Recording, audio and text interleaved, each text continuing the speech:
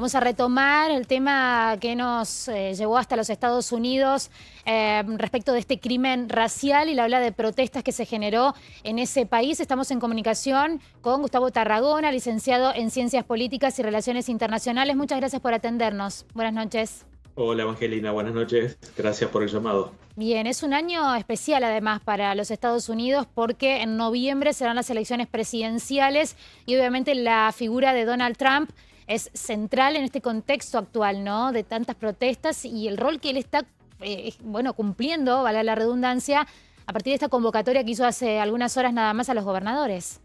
Sí, vos lo decías muy bien, es un año muy particular en los Estados Unidos. El presidente Donald Trump va por la renovación de su mandato en un contexto evidentemente muy complicado en términos de salud pública, ¿no? Coronavirus de por medio, con una recesión y una pérdida de más de 30 millones de puestos de trabajo en los Estados Unidos. Y en un contexto, Evangelina, en donde evidentemente la violencia, digamos, racial no es un aspecto novedoso, ¿no es cierto?, en la vida política y en la vida social de los Estados Unidos. Fíjate vos que haciendo un pequeño repaso hoy en día uno puede decir que grandes jalones históricos, ¿no es cierto?, marcaron de alguna manera estos conflictos raciales que se remontan inclusive mucho antes, ¿no es cierto?, de la década del 60 del siglo pasado, cuando ahí líderes de la comunidad afrodescendiente o afroamericana llevaron adelante un movimiento reivindicatorio por los derechos civiles, por los derechos políticos, por los derechos sociales, extremadamente novedoso, ¿no? Pero si vos me permitís, repasando también algunos aspectos estadísticos, Sí. verdaderamente son números muy preocupantes, ¿no? A ver. En los últimos 25 o 30 años, la población carcelaria en los Estados Unidos creció de manera exponencial. Hoy en día, alrededor de 2,5 millones de personas forman parte de la población carcelaria en los Estados Unidos, con algunas grandes diferencias, digamos, en su interior, ¿no? Fíjate vos que muchas estadísticas dicen que hoy en día, por ejemplo, 1 de cada 3 afrodescendientes, digamos, tiene probabilidades de pasar en algún momento de su vida, digamos, por la cárcel, ¿no? Contra 1 de cada 20, por ejemplo, blancos que tendrían, ¿no es cierto?, esa probabilidad. Hay un contexto también de una creciente diferenciación en cuanto a los ingresos económicos, ¿no?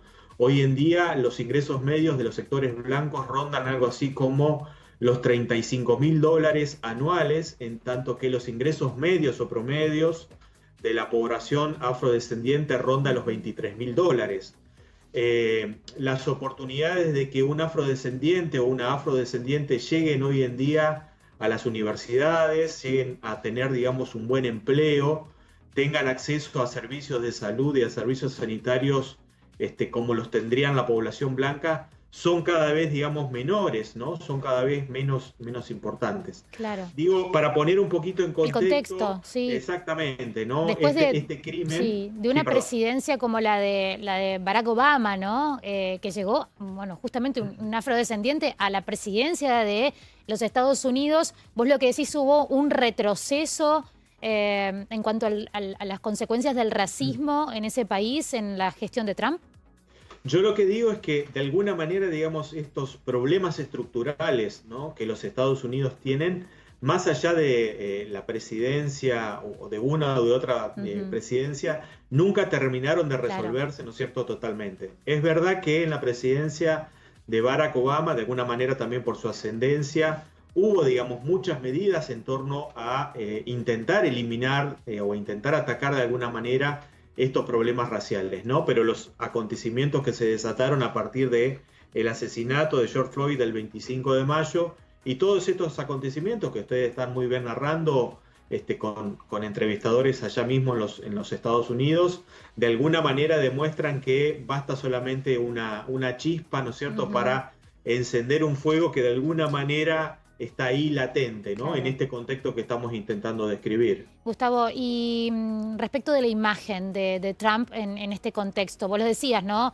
Hay que sumar, bueno, la recesión económica, la cuarentena y estas protestas en todo el país. ¿Cómo llega o cómo imaginás, crees, estudiás que puede llegar Donald Trump a noviembre a las elecciones presidenciales?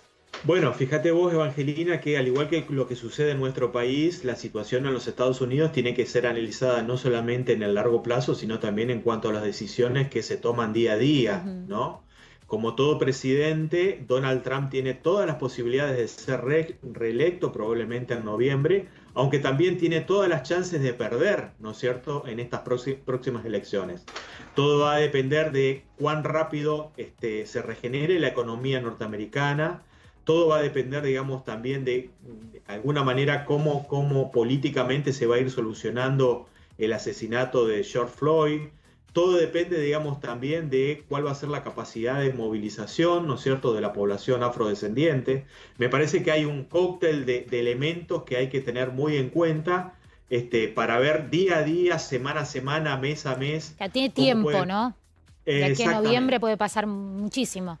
Un montón de cuestiones, ¿no? Un montón de cuestiones, como por ejemplo salir fortalecido Donald Trump, evidentemente, de esta pandemia. La economía norteamericana podría estar mostrando signos o síntomas de un débil, pero repunte, digamos, al fin. Entonces, digamos, esto es minuto a minuto, ¿no?